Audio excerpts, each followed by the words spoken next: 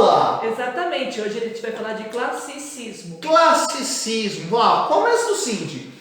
Classicismo vem da palavra? Clássico. Clássico. Às vezes essa palavra é mal interpretada, mas se você for buscar no dicionário, você vê que clássico, então a gente pensa assim, clássico quer dizer alguma coisa antiga, não necessariamente.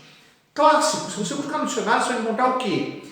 Forma mais bem acabada, modelo, referência.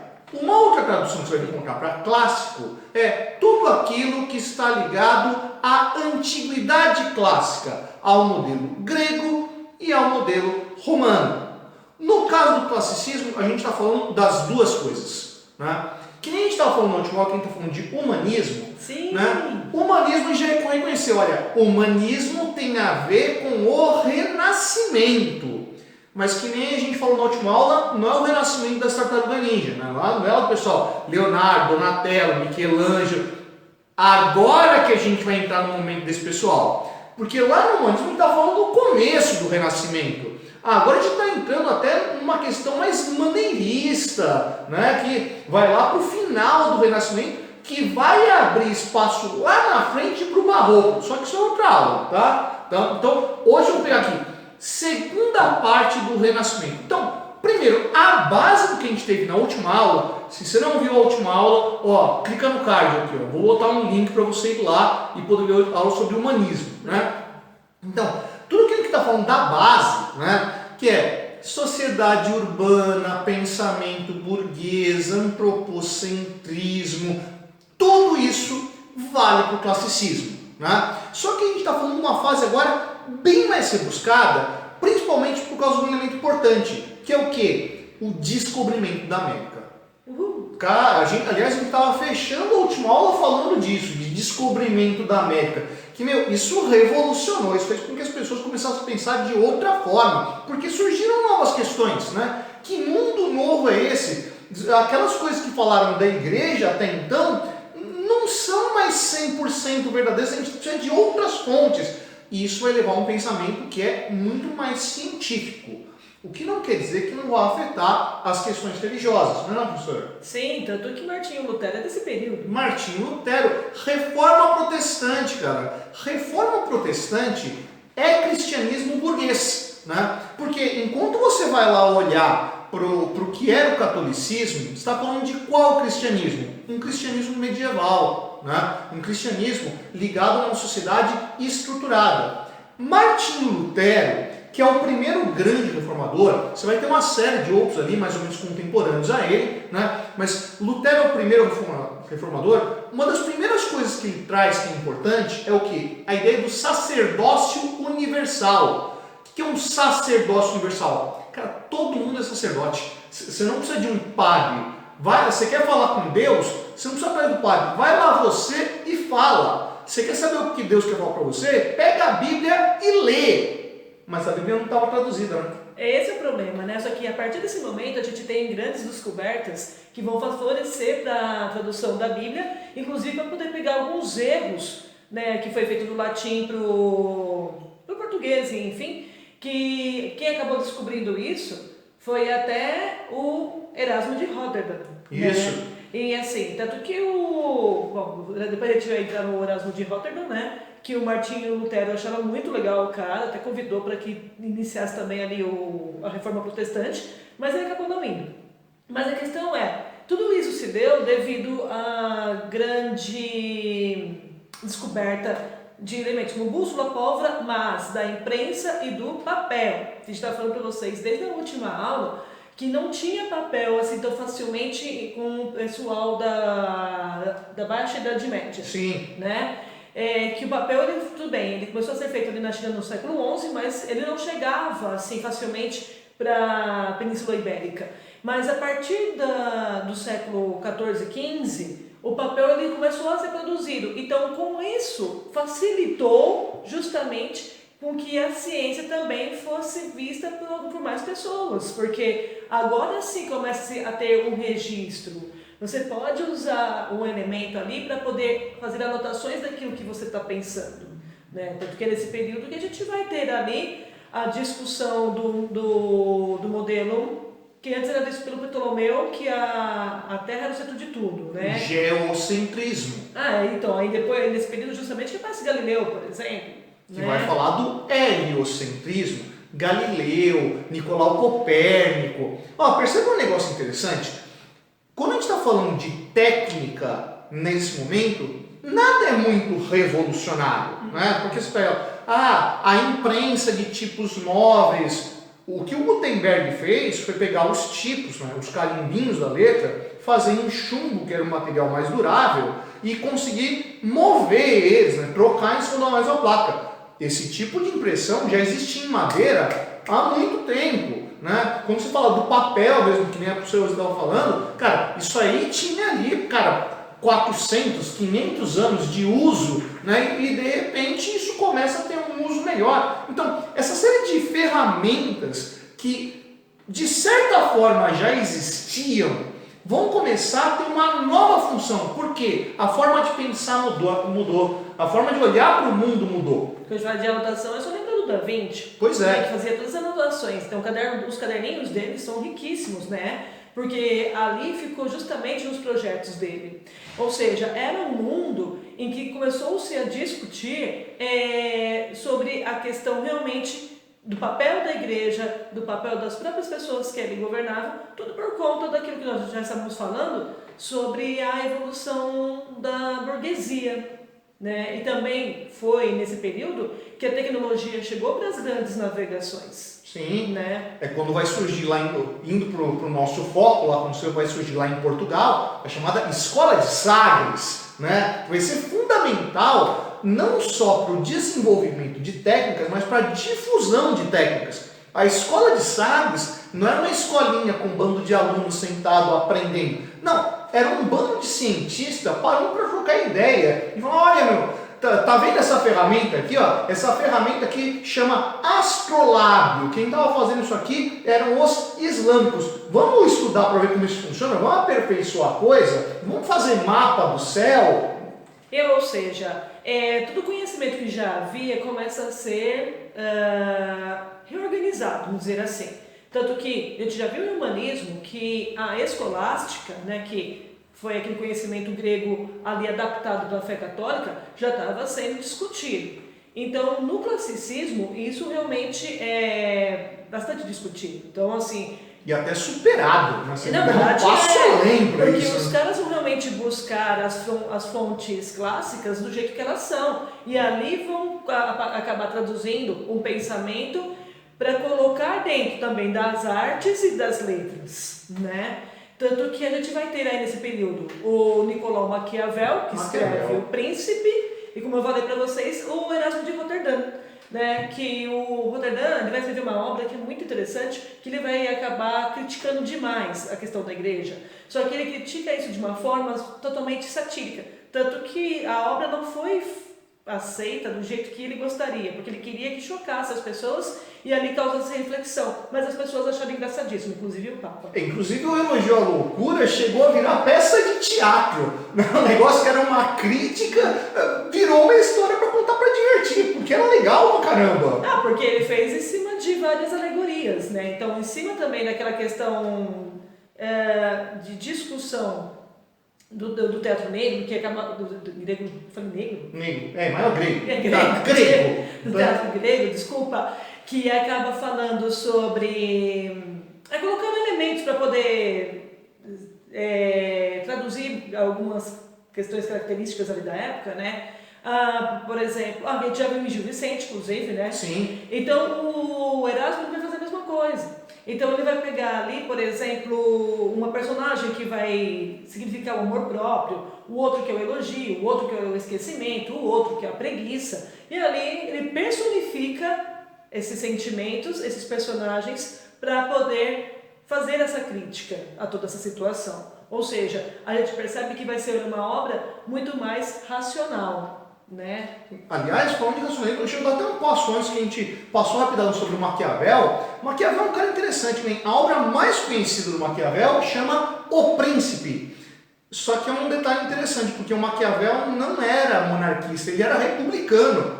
Só que ele olhava para a Itália da sua época e falou, aqui não dá para fazer república. Ele era da República de Florença, né? E ele achava que aquele modelo era o mais ideal. Ele falou, aqui, filhão, não dá, tem que ser monarquia. E ele escreve não para um nobre, ele escreve para um burguês, né? O Lorenzo o Magnífico, Lorenzo de Médicis, da família Médicis, que patrocinava ali Dante Alighieri, Michelangelo, né? Leonardo, Donatello, os caras patrocinavam isso aí. Então o cara escreve para um cara que é burguês, um livro chamado O Príncipe, que ensina como ele governar como um príncipe.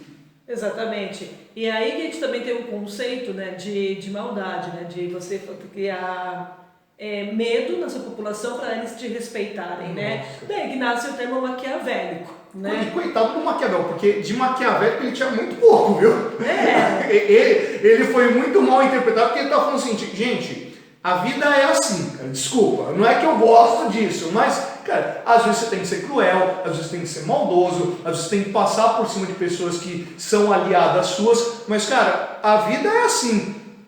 Seria Maquiavel tendo um pouco de Nietzsche? Ele era um pouco pessimista, ultra realista, assim, tinha essa cara mesmo. Então, é isso que a gente tem que colocar em mente, né? De realmente aceitar a realidade da forma como ela é e acabar trazendo um pouco disso para as obras. Só que dentro de um olhar clássico. Então, assim, vai buscar, sim, o realismo, vai buscar, sim, um pouco dessas imperfeições, só que dentro desse ideal clássico que vai pegar ali justamente o Platão, né? Que vai acabar pensando que aquilo que é perfeito está no campo das ideias, né? Então vai ser uma arte idealizada, né? Tanto que para Platão, por exemplo, é Platão, né, que falou que o belo é bom. Sim. Né? Justamente, fala. Não, se for pegar pela ideia do Platão, que Platão é o Sócrates escrito, né?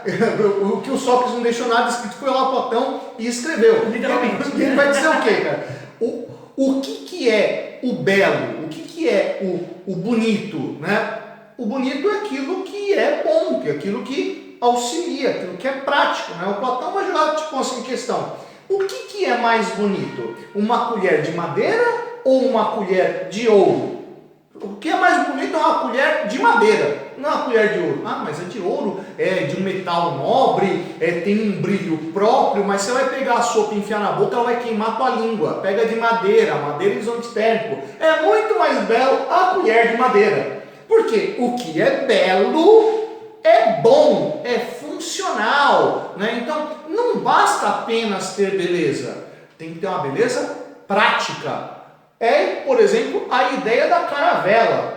A caravela, olha, o negócio que uma vez estava conversando com um amigo nosso que é engenheiro, o vulgo Gigi. Abraço, Gigi, se estiver vendo isso aqui. Né? Eu uma vez estava conversando com ele que eu tinha lido lá que a caravela era capaz de navegar contra o vento. Ele tentou me explicar como é que funciona, mas eu sou de humanas, eu não entendi. Mas ele jurou para mim que realmente é possível navegar contra o vento, né, num sistema de zigue-zague. Então, não basta ser um barco excepcional, tem que ser um barco que é bom, que é prático, que traz benefício. E ao mesmo tempo, você vai casar isso com a questão da harmonia, da proporcionalidade, do equilíbrio que vai aparecer na arte. Sim. Então, aquela questão embora a colher de ouro que você disse não é algo prático, mas ela acaba sendo bela e ela é o ideal. Por quê? Porque, se ela não queimasse a boca, né, no caso dela, ela seria o ideal porque ela tem toda a beleza ali contida e pensando em todos os elementos harmônicos que a fazem ser uma colher, porque vamos combinar que uma colher de ouro não é simplesmente aquela colher que a gente conhece, né? Ela vai estar cheia de frufruzinhos ali, com florais, etc., porque ela vai buscar essa beleza. Então, isso que é interessante também nesse período, que eles vão buscar esse tipo de linguagem para poder traduzir o que eles estão sentindo, o que eles pensam, né? Em relação de tradução do que eles pensam, a gente pega até a questão da mulher. Sim. Mulher, tá tudo mulheres. né? Tem uma homenagem aqui. Porque na Idade Média, a mulher ela era tida como um elemento que causava... Tinha um nome bonito para isso. Fenestre diavoli. né? A janela do diabo. A bruxa vai trazer o pecado para perto. No Renascimento já não é assim. Porque na Idade Média, a mulher, engraçado que é 880, né? Que ela vai estar ligada à ideia de Maria Madalena, de Eva e de Maria Santíssima, então, né? Pureza. Que é pureza. Que gera o filho virgem, né? Então, é uma mulher completamente idealizada. Exatamente. Tanto que as mulheres do trovadorismo são justamente aquelas damas que são inalcançáveis, por isso que aquele era o amor perfeito, nas cantigas de amor, justamente por conta dessa visão que se tinha, né? Porque as mulheres, assim, teoricamente, eram elementos sedutores, né? Você acabou de dizer.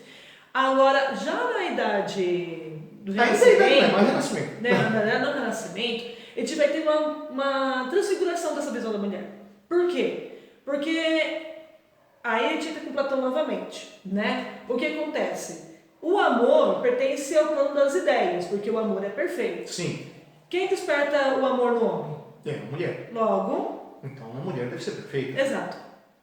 Aliás, até a ideia de perfeição começou a ter uma ideia física diferente, que tem a ver com essa sociedade. Vai procurar imagem de mulher em quadro renascentista. É tudo gordinha, é tudo cheinha.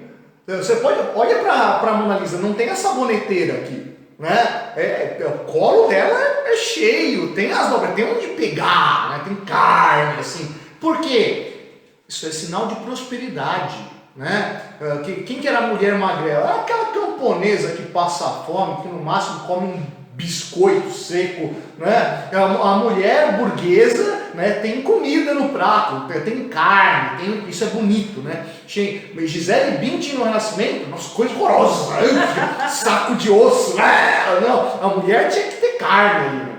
Tem que ter mesmo, né? Então olha só, e aí, já que ele entrou na questão da arte, a arte também é visivelmente diferente entre a Idade Média e o Renascimento, né? Nós já comentamos numa aula do trovadorismo, né, de como as figuras eram mais sérias, né? É a questão até do plano de fundo que era inexistente devido àquela questão de você mostrar seriedade por meio da pintura, porque era uma arte doutrinatória, né?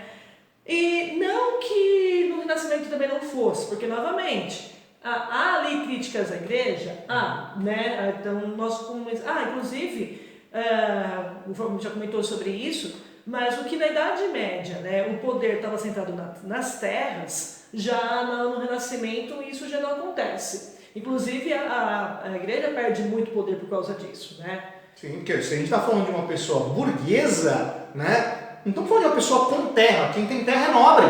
Burguês tem dinheiro. Não, e aí pensando, aí entra na outra questão também territorial, assim, não para ele, essa terra não é da igreja, é do nosso país, então segura aqui, né? Sim. Aí entra aquela questão social e tudo mais que depois vai acabar a terra tendo, né? Mas o que é interessante aí é que a pintura renascentista, ela vai trazer novas metodologias artísticas, né? Que isso daí fica para o professor que é especialista em história da arte também. E o que é bacana é a gente ver também esse plano ideal entrando na arte. Então, a gente vai colocar duas pinturas interessantes para vocês notarem a diferença, tá? Um é o Cristo Pantocrator. Pantocrator, né? Vamos lá mostrar? Cristo Pantocrator. E voltando do Pantocrator. Aliás, você percebeu um negócio interessante? Essa imagem do Pantocrator, ela é de uma inspiração oriental gigantesca. Esse tipo de pintura era muito comum lá no Império Bizantino ainda. Sim, e aí a gente percebe que estava comentando, né, da questão da seriedade da pintura e até para a busca do real, porque esse Jesus é o Jesus mais ou menos, mouro, né? Os cabelos pretos, né? Pele morena. A pele morena, os olhos bem escuros. Ao contrário do Non Mi Toques, que é um afresco do Fra Angelico. Aqui, ó. Né? A gente percebe aí um Jesus com traços europeus. Né? A gente já começa a perceber o Jesus mouro. O que é interessante é justamente que a gente tem atrás árvores, a gente tem, aqui no caso, é a ressurreição de Cristo, né? Quando ele sai ali da caverna. Né? A caverna tinha porta, mas enfim. Mas a gente percebe como muda, inclusive, o desenho, que a gente vai ter agora um cenário compondo a história que está sendo contada pelo quadro, e essa questão do ideal, que é justamente buscar uma pessoa de acordo com a realidade deles, com aquilo que eles queriam, e não com aquilo que realmente era. Que era algo muito típico dessa pintura do final do Renascimento, porque ele fazia uma referência a quê? Aquilo que as pessoas conheciam, né? Porque pô, o Frangélico ele é lá do norte da Itália, né? Justamente por isso o pessoal loiro, né? Então ele vai descrever o quê? Pessoas como ele via. Se você for dar uma olhada, volta lá no vídeo, dá uma olhada na paisagem, aquele tipo de árvore não é do Oriente Médio, não, são árvores da Europa, porque o cara conhecia, né? Aliás, negócio curioso, o frangélico, o frade frangélico é de frade, né? É o frei angélico. Ele era um religioso, ele era clérigo, né? E ele pintava temas da igreja, mas não era a igreja, né, lá do Oriente, é a igreja que ele conhecia. Não, justamente. E aí você falou tanto da Itália várias vezes, porque a Itália vai ser a grande precursora desse período, né? Então ela que vai trazer ali as novas formas artísticas. Nós já havíamos comentado do Petrarca, né, que tinha sido um grande influenciador do Camões, e o Camões agora aparece, né? Então a gente tem ainda Portugal dentro desse classicismo. Vai ser um local que vai acabar bebendo bastante dessa cultura italiana, tanto que o Dom João também teve mestres italianos, e o Dom Manuel, o Venturoso, ele acabou ali incentivando o intercâmbio cultural. Então ele chamava vários artistas para poder passar um tempo em Portugal ensinando a população. Assim, a população não, né? Quem tinha acesso a isso, claro. Tanto que é interessante que o Dom Manuel, né, para quem tiver a oportunidade, ele viveu lá no Palácio de Pena. Isso, que fica em Sintra, que é a periferia de Lisboa. Sim, é o Osasco de Lisboa, mas que Osasco, cara. Que é um Osasco espetacular, assim, né? O palácio, ele é uma mistureba de artes, que é uma coisa louca, né? Ele tem... Bom, ele é todo colorido, então ele acaba trazendo várias cores que eles gostam para aquele castelo, e também porque eles podiam, né? Porque naquela época pintar com cores assim não era para qualquer um. E nós temos vários arcos de diversas culturas. Você encontra arco islâmico misturado com arco românico, arco gótico. Assim, Palácio da Pena é uma das 7 maravilhas de Portugal, né? Meu, assim, vale a pena você procurar e dar uma olhada no que é esse castelo e tentar imaginar o quanto se gastou de grana para conseguir fazer aquele negócio maravilhoso, né? Portugal era os Estados Unidos da época, era assim o país mais rico do mundo, justamente por causa das navegações. Tanto que assim, a gente vai ter nesse período, né, a conquista da África, ou quando eles descobrem os caminhos marítimos para as Índias, fora o Brasil, né? Então, a gente tem aí realmente um grande enriquecimento de Portugal, né? E com reis que acabaram favorecendo isso, tanto que até hoje esse período é considerado com um grande orgulho para o povo português, né? É o perfil de identidade deles, né? Os caras se relacionam com os navegadores desse período aí, século XV, século XVI, essa é a identidade portuguesa até hoje. Tanto que essa questão da cultura é interessante porque em 1536 a gente tem a nossa primeira cartilha, que o João de Barros fez, né? Então é ele que montou ali, que também acaba sendo chamado de... dele a primeira cartilha e depois vai vir a primeira gramática, né? Que ele vai ensinar como se bem falar, né? Então é o primeiro livro de língua portuguesa, né, que vai tratar assim de elementos linguísticos, vamos dizer assim. De novo, manual. Lembra do humanismo? Sim. E o Sá de Miranda, né, lembra, eu comentei que o Petrarca fazia lá na Itália a questão dos versos decassílabos. E o Sá de Miranda, ele foi viver na Itália durante um tempo, e ele introduziu esses versos decassílabos em Portugal também. É o Bocácio português. Sim, então assim, no caso, o Camões acaba sendo bastante influenciado pelo próprio Petrarca, mas é o Sá de Miranda que difunde essa forma artística em Portugal. Então, assim, eles faziam porque podia, né? E aí a gente entra justamente, que eu acabei de falar, do Luís Vaz de Camões, que é o grande nome desse período, gente, não tem jeito. E se não fosse as navegações, não existiria Camões. Tá? O Camões, assim, qual que é a grande obra do Camões? Os Lusíadas. Os Lusíadas. Do que fala os Lusíadas? Justamente das viagens de Vasco da Gama. Vasco da Gama, cara. Mas se o Camões tivesse nascido em qualquer outro momento, ele não seria o Camões. Né? Talvez sim, porque o Camões é uma figura assim interessantíssima. O cara devia ser, gente, ele devia ser inteligentíssimo, devia ser o proativo, o hiperativo da época. Porque o cara foi tudo. Ele frequentava palácios, tavernas, ele amava mulheres nobres camponesas. Então a gente tem esses dois tipos de mulheres retratadas na poesia, e o pior que é sério, sim, porque acabavam sendo as musas dele, e ali ele acabava falando sobre isso. Ele teve cargo burocrático à prisão. Chegou a ser preso. Sim. Então, ele é realmente um homem do Renascimento. É o cara que está vendo tudo em volta dele e não consegue ficar parado, nem inquieto. E falando em ver tudo, né? Ele perdeu o olho, inclusive.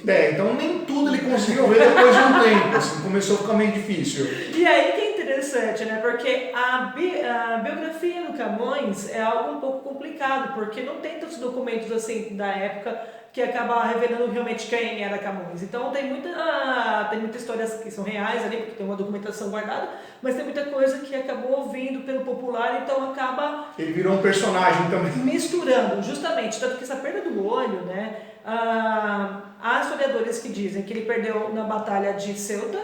Ceuta no Marrocos, assim, né? Do território, hoje Marrocos, né? Que era um território de disputa ali, tanto Portugal quanto a Espanha, na África. Exatamente. E teve gente que falou que ele perdeu numa briga no bar. Então, assim... Vai saber. Ele perdeu o olho. Ele perdeu o olho, assim. E quando ele escreveu os Lusíadas, né? Aquilo foi uma obra tão maravilhosa. Nossa, Lusíadas foi traduzido em uma porção de países, né? O escritor do Dom Quixote, o Cervantes. Miguel Cervantes. O Miguel de Cervantes, né? Traçou longos elogios sobre Lusíadas, né? Então, o Miguel de Cervantes já era alguém respeitado naquela época mesmo, né? Assim, a gente conhece Miguel de Cervantes até hoje, claro, mas infelizmente há vários escritores, incluindo Camões, que teve muitas obras a ser publicadas depois da morte, né? E o Miguel não era exatamente um desses, ele já tinha... Já era reconhecido. Reconhecido desde aquele período. Então ele recebeu elogios de todo mundo. Então ele acabou recebendo aí uma aposentadoria, assim, pela obra que ele fez. E mesmo assim o cara conseguiu morrer pobre. Né? Então assim, Camões era uma pessoa, no mínimo, interessante. Devia ser um cara legal para você sentar com ele numa taverna e ouvir a história do cara. Sim, assim, tanto que ele vai assim, ser um inquieto e ele acaba fazendo meio que várias obras, né? Ele escreveu a sua grande obra épica, né, que são os Lusíadas. Ele tem poesias líricas, né? Hoje nós conhecemos como as líricas de Camões, mas elas foram reunidas e publicadas depois da morte dele, tá? E aí o nome do livro foi Rimas, né? Que era em relação a Camões. E nesse livro, no Rimas, nós temos ali poemas que falam de amor, do desconcerto do mundo e da fugacidade da vida e dos bens materiais, né? Que era mais ou menos a realidade mesmo do Camões. Então ele acabava transferindo isso para o eu lírico dele, né? E ele também fez dramaturgia, ele escreveu 3 peças, que pelo menos é o que nós temos hoje. Uma que é chamada Anfitriões, que é inspirada no clássico de Fausto, e 2, o El Rei Seleuco e o Alto do Filodemo, que tiveram assim, influências diretas de Gil Vicente, né? Ou seja, eram ali peças que acabavam ensinando as pessoas, né? Agora, a questão da lírica de Camões, por que a gente começou a falar da mulher, dessa questão de como era a vista, da questão da racionalidade? Porque tudo isso estava presente na obra de Camões. A questão do amor em si, né? O amor de Camões não era aquele amor sofrido do trovadorismo, meu amado, não quer? Onde está você? Aqui. Né? Besta, não, você não está aqui, né? Porque nunca está lá no trovadorismo. Ou é a mulher que ama que não pode alcançar, ou é o cara que ficou com a mulher e foi embora e ela também não pode alcançar. Ou ela tá morta mesmo. Não, menino, trovadorismo. Não, desculpa, já romantismo aqui a gente já trabalhou. Não, romantismo não. É que a gente começou fora da linha do tempo. Foi. Desculpe. Romantismo é outra coisa. Viajei. Embora também tenha essa questão ideal. Porque vai inspirar lá. Exatamente. Mas lembra que a gente cantou ó flores do verde ramo, onde está meu amado? Ó Deus, onde ele está? Né? Não, Camões já é racional. Então é engraçado que nos seus poemas a gente vai pegar até a palavra amor personificada. Quando eu comentei lá do Erasmo de Roterdã, que ele acaba fazendo com que os personagens fossem alegóricos, a gente vai acabar percebendo isso também na poesia de Camões. Uhum. Então ele fala como amor. Então, tanto que é diferente, você pega o poema muitas vezes e você tem duas formas de amor escrita. O amor com letra maiúscula, que é o amor personificado, e o amor com letra minúscula, que é aquele que se sente. E aí ele vai dialogar justamente do que é o amor. Então há uma racionalidade aí, né? Tanto que aquele mais conhecido de todos, que depois acabou sendo gravado pela Legião Urbana, né, que o Renato Russo acabou fazendo, Monte Castelo, no caso da Legião, que é que ele junta duas, né? Duas escritas, né, gente? Tanto o Camões quanto onde o Camões se inspirou, que é a Bíblia. No caso ele pegou Cânticos do Cânticos, né? Eu acho que é isso. Acho que sim. Então, se você é mais cristão que a gente, procura lá onde está o amor é fogo que arde sem se ver, é ferida que dói, não sente. Não, batata não, é só o amor que conhece o que é verdade. Essa é a parte do... Agora, o amor é fogo que arde sem se ver, é ferida que dói e não se sente, é um descontentamento descontente, é dor que desatina sem doer. Aí é Camões. Né? E aí você percebe que ele está discutindo o que é o amor. De forma extremamente paradoxal. Tanto que o Camões, ele já começa a mostrar traços do barroco, porque o barroco é que vai ser paradoxal depois. Né? Então essa questão do maneirismo que o Fábio já comentou, aparece na obra de Camões, porque só ele escreveu daquela forma. O cara já é maneirista. Sim, então ele vai ter a questão do clássico, né, ao resgatar, inclusive, ele vai escrever écoblas, ele vai escrever odes, ele vai escrever elegias. Então ele vai pegar gêneros dos poemas que já foram vistos lá na Grécia Antiga. Então ele vai escrever sobre aquele formato, dentro daquele formato. Então ele tem essa questão do classicismo, da questão da racionalidade, do antropocentrismo, que aparece bastante nesse período, principalmente nele. E, ao mesmo tempo, ele já vai antever daquilo que vai ser no período próximo, né, que é a questão paradoxal. Então, ele é sensacional, eu adoro Camões. Olha, eu trouxe até poemas. Olha, você não tá com saudades de eu ler poema pra você? Vamos lá. Olha só, você tá com saudades? Poeme-se. Vamos lá. Matemos a saudade. Porque teve um vídeo que trouxe músicas pra vocês ouvirem e o YouTube não deixou a gente tocar a música do Coisa feia, YouTube. Feio, muito feio. A música tem 300 anos e não deixou. Porque um outro cara musicando não pode. Ó, pra você. Aí ficou a gente falando assim, igual uns doidos. Pois é. Assim, então vamos lá. Eu cantarei de amor tão docemente por uns termos em si tão concertados que 2.000 acidentes namorados façam sentir ao peito que não sente. Farei que amor a todos avivente, pintando 1000 segredos delicados, brandas iras, suspiros magoados, temerosas a ousadia e pena ausente. Então você percebe aqui que ele está falando do amor como ele realmente é, porque ao mesmo tempo que você ama, você também sofre. No caso do Camões, tá? O amor de Camões é extremamente sofredor, que novamente a gente vai voltar para aquela questão do amor platônico, né? A mulher aí é vista, em muitos casos, não são todos, né, como alguém inalcançável. Tem poemas ali que ele mostra que teve um relacionamento, né? Mas, possivelmente, pela figura louca que ele era, ele acaba ficando com ele, né? Vamos ser sinceros. E aí o que acontece? Ele vai escrever esses poemas mostrando que é muito bom amar, mas ao mesmo tempo é muito doloroso. Então, nessas primeiras 2 estrofes, ele fala que ele canta de amor tão docemente, ao mesmo tempo que ele fala das brandas iras e dos suspiros magoados. E aí, e esse aqui eu estou lendo um soneto, tá? Uhum. Essas líricas de Camões, assim, são em sua grande maioria sonetos italianos, ou seja, sonetos feitos com 4 estrofes, sendo as 2 primeiras quartetos e as duas últimas tercetos, que é o 4433, né? Decassílabos, com 10 sílabas poéticas, né? Então, esse era o poema, é soneto italiano. Então, no final, nas últimas duas histórias, ele termina assim, ó.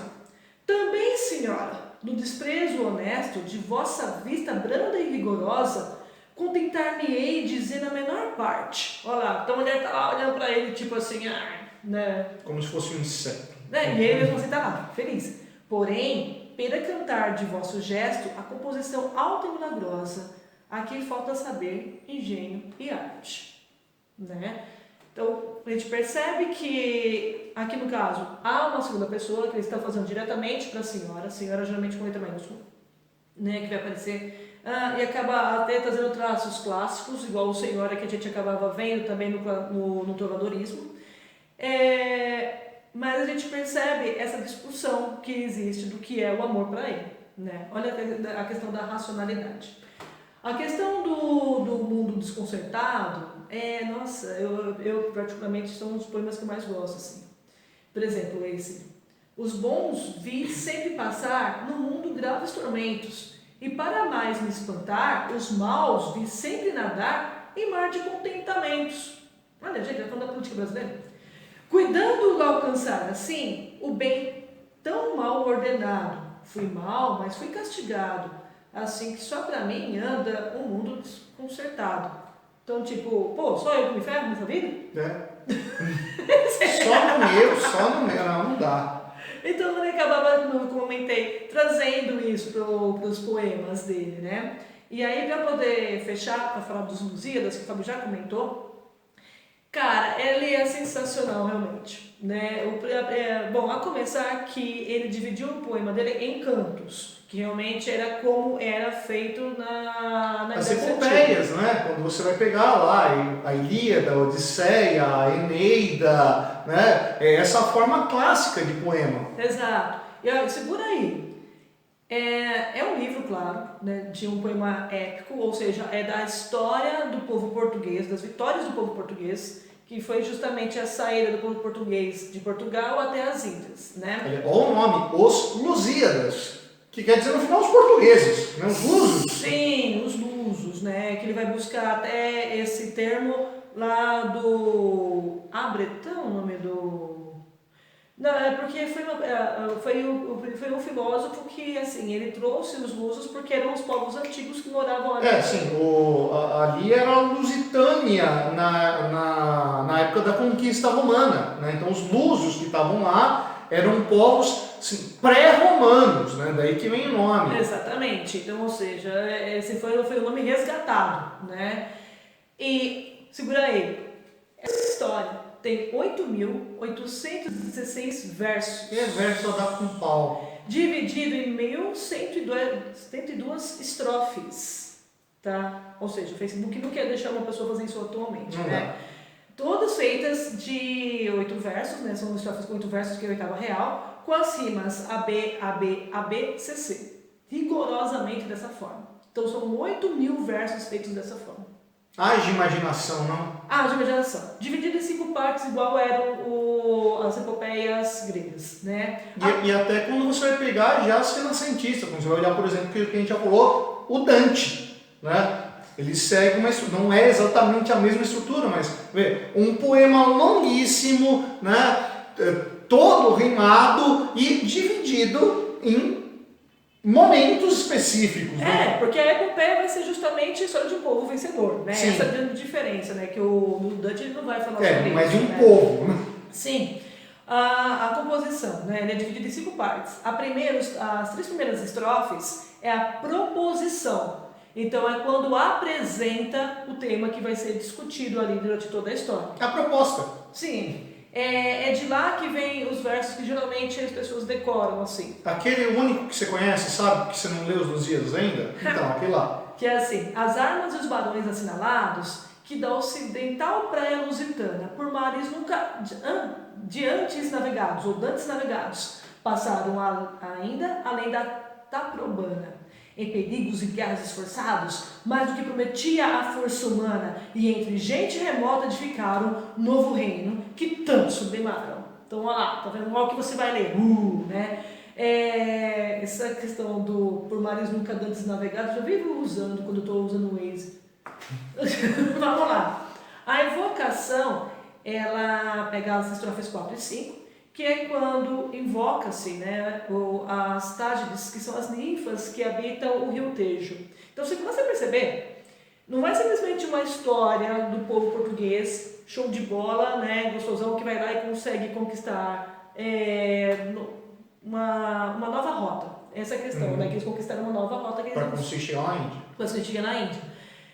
Existe aí no livro também a mistura de deuses gregos. Né? Coisa que é um negócio curioso, porque assim, quando você vai olhar o que é uma obra renascentista, né, é muito claro assim, olha, onde tem Deus grego, não tem cristianismo, cada um fica na sua gavetinha. E o Camões? Ele deu um jeito. Então, ele vai buscar, porque justamente, assim, você que está citando esse tipo de coisas, eu acho que na época era muito inteligente, assim. Sim. Então, assim, tanto que as Tágides, né, que são as ninfas que habitam o Rio Tejo, gente. Não é qualquer lugar, não tá na Grécia, né? Não, então aí que tá, né, que as Tágides são próprias de Portugal. Pois é. Entendeu? O cara vai buscar a ninfa portuguesa.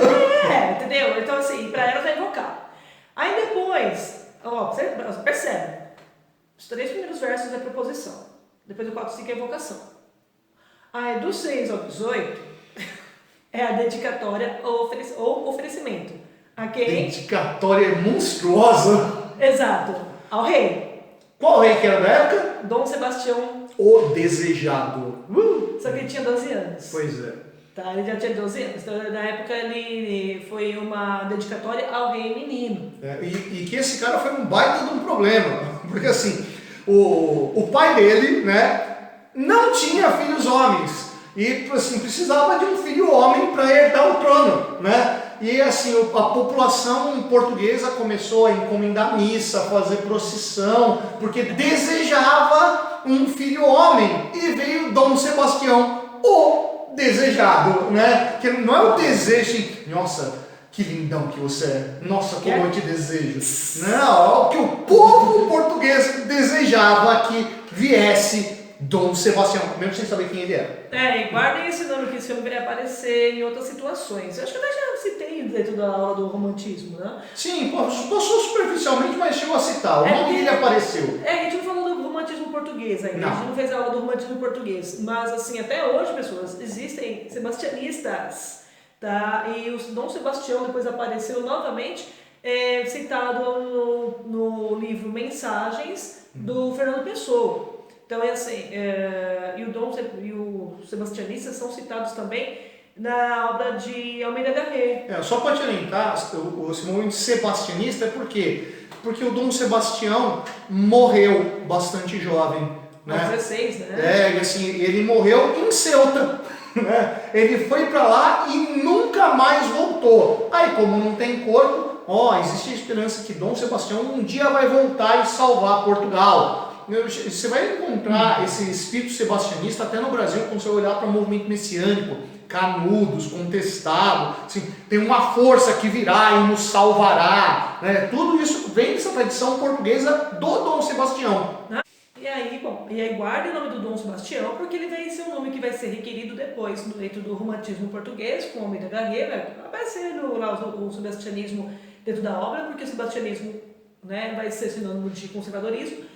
E também dentro do modernismo com Fernando Pessoa, tá, pessoas? Então, tá? Então, guarda esse nome aí, tá bem? Bom, depois nós vamos ter finalmente a narração, né, que vai seguir aí da estrofe 19 até 164, que vai contar justamente esses 3 anos da viagem que o Vasco da Gama fez até as Índias. E que foi uma viagem extremamente desgastante, viu? Assim, você imagina, os caras saem de Portugal, contornam toda a África sem saber até onde ia a África, vão chegar no Cabo das Tormentas, atravessar o Cabo das Tormentas e ir contornando a África pelo lado oriental até chegar em Calicut, negociar com o sultão de Calicut, que não gostou muito deles, né? Achou o pessoal meio esquisito, aquele bando de português estrupiado, tanto ferrado do jeito que chegou, aquele bando de mendigo lá. Esses caras estão representando o grande reino rico da Europa, desprezou eles. Isso não vai aparecer na obra de Camões, tá? Imagina, nunca, jamais. É uma epopeia. Não, e assim, tem que ser pessoas, porque olha só, foram 170 homens que saíram de Portugal e chegaram só a 55, né? Então, por exemplo, quando eles saíram de Portugal, em um dos barcos, né, tinha uma reserva de comida para 3 anos. E essa despensa pegou fogo no meio da viagem. Então, imagina a fome que essas pessoas passaram. Fora o escorbuto, fora as questões das tempestades, que isso vai aparecer na obra. Então, assim, foi uma viagem sofrida que realmente merecia uma história para ser contada, né? E por fim, o epílogo ou conclusão, que são as duas últimas estrofes, em que o Camões vai acabar trazendo o Portugal do período que foi escrito, né? Porque o Lusíadas foi escrito em 1580 e pouco, né? Já foi no final do século XVI.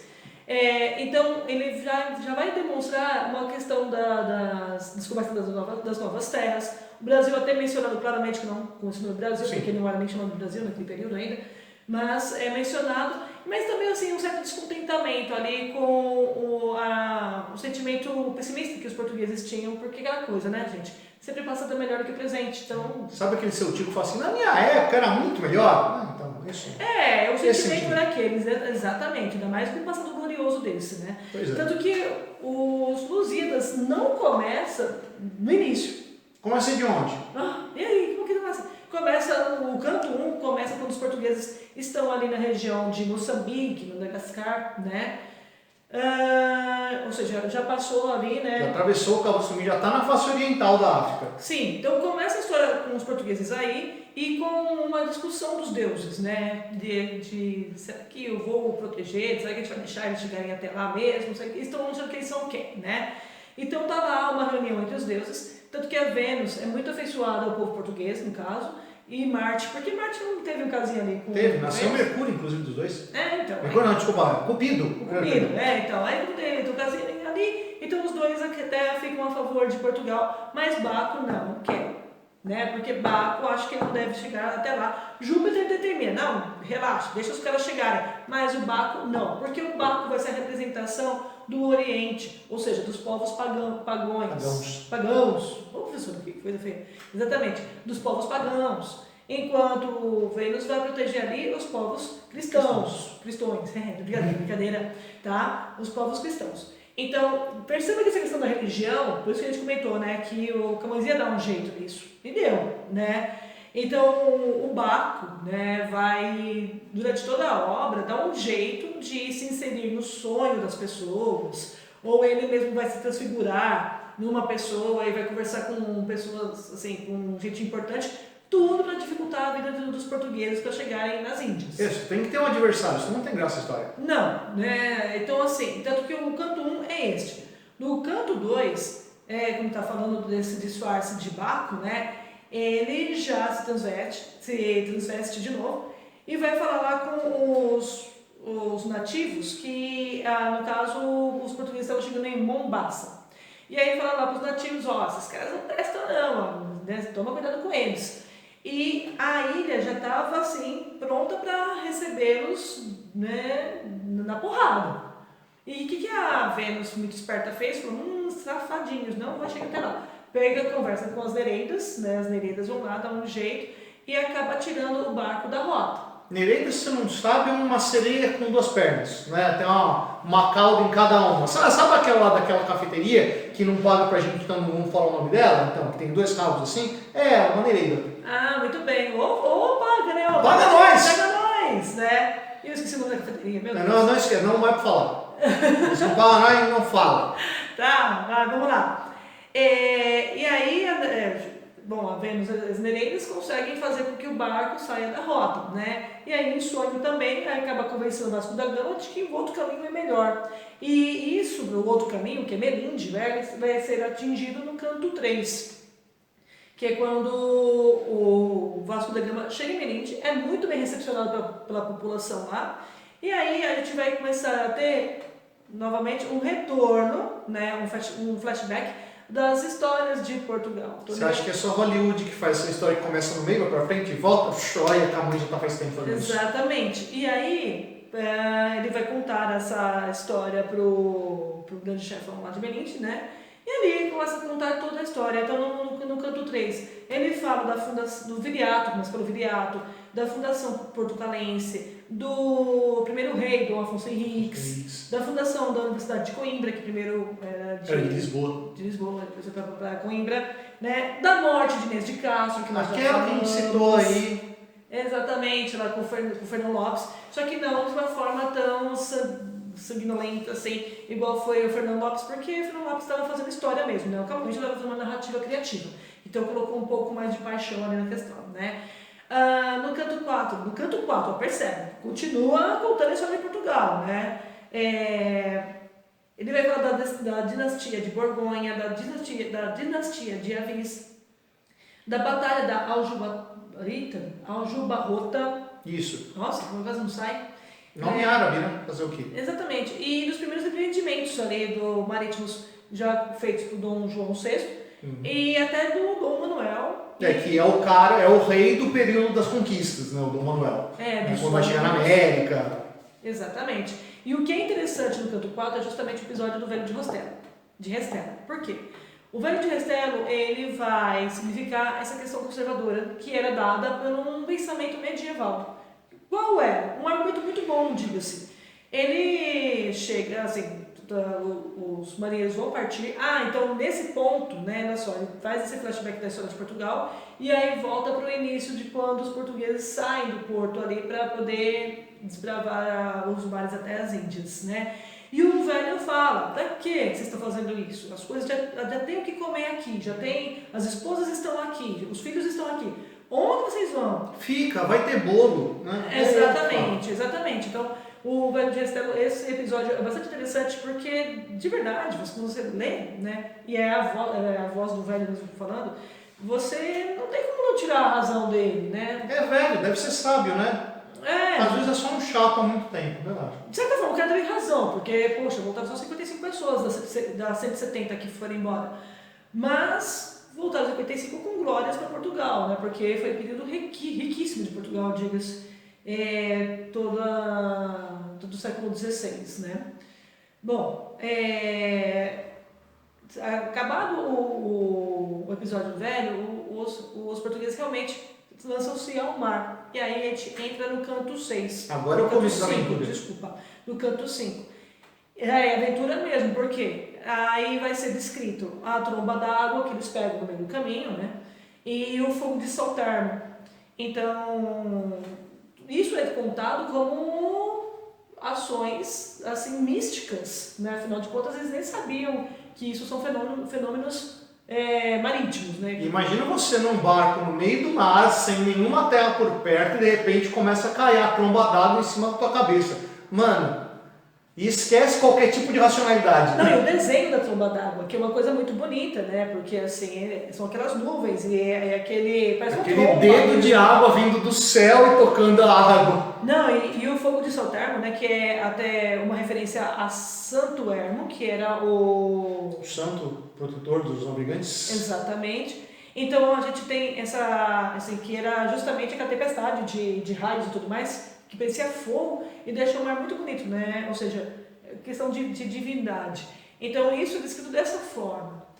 E também nesse canto, no canto 5º, é que a gente tem o episódio do gigante Adamastor, que é justamente quando eles conseguem passar do cabo da atravessar o Cabo das Tormentas. E depois retorna ao Cabo da Boa Esperança, né? No final das contas, ninguém passava pelo Cabo das Tormentas, porque lá vivia o gigante Adamastor. O gigante Adamastor acabava destruindo todas as navegações que passavam por lá, porque ele estava apaixonado e ele estava morrendo de amor, e aí ele ficava descontando a raiva dele nas outras. As mulheres viram a nossa cabeça, não é? Não é que imagina.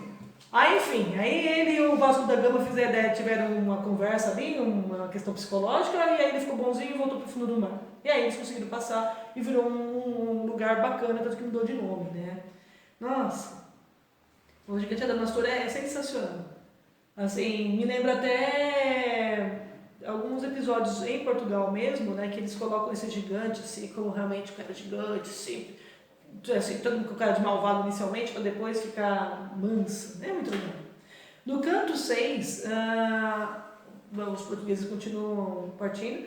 E aí, o que o Baco faz? Ele acaba conversando com o Netuno para que haja mais situações ali, dentro de tempestades marítimas e tudo mais, para dificultar a vida dos portugueses. E aí, de novo, Vênus vai lá, conversa com as Nereidas, e elas jogam todo o seu charme para os Elos, que está fazendo aquela litania, né, para poder formar as ondas gigantes, sei o que, para poder salvar os tripulantes. E enquanto isso, tá, aquela briga entre os deuses, né, os caras estão lá no barco, o Fernão Veloso, que era um marinheiro, contando a história dos 12 nobres ingleses que salvaram as 12 damas inglesas. É muita boa vontade de fazer isso no meio da tempestade do desespero com o Nereida e o Caramba 4, né? Não, tudo bem, foi exatamente no momento ali, mas teve também esse episódio.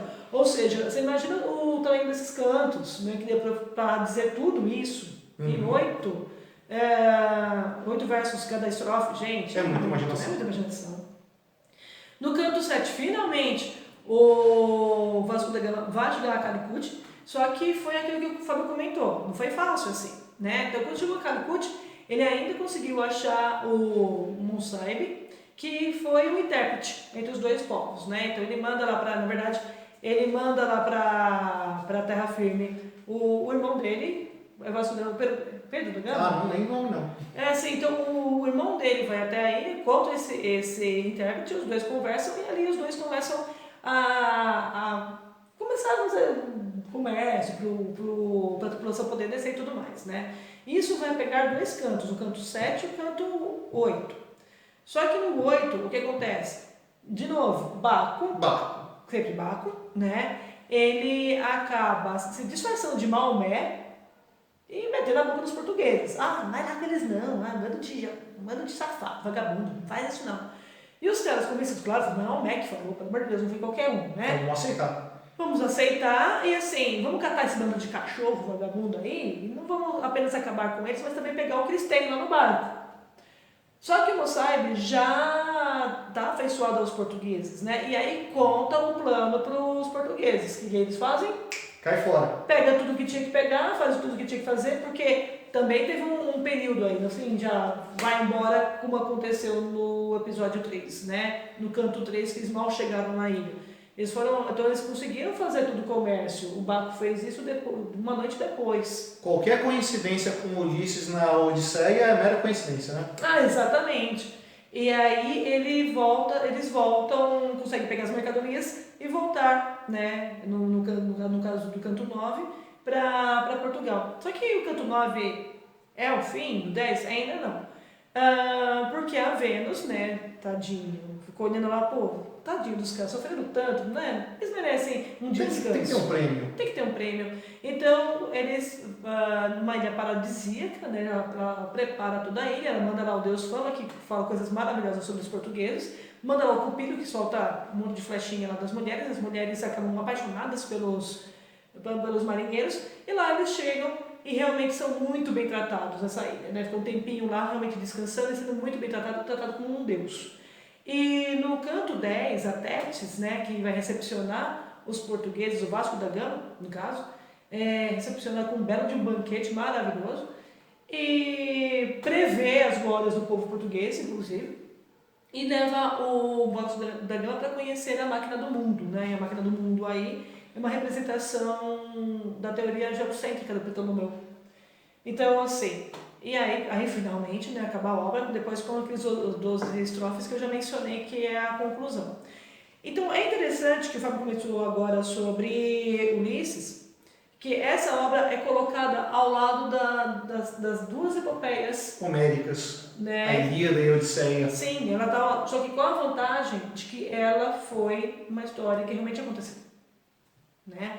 Então isso torna os Lusíadas, tudo bem, tá cheio de fantasia, mas é uma história real, assim, de um povo que realmente a duras penas conseguiu uma conquista, né? Isso vai ajudar a formar o que é a identidade portuguesa. Porque aliás, eu sei que tem português que acompanha o canal aí, cara. Se a gente der uma canelada aí, faz um comentário pra gente. Inclusive, só mencionando mencionando sobre isso, né, o português utilizado por Camões está muito relacionado ao português que é mais próximo ao nosso atualmente. Tanto que, então, se tiver algum português, né, mencione sobre isso.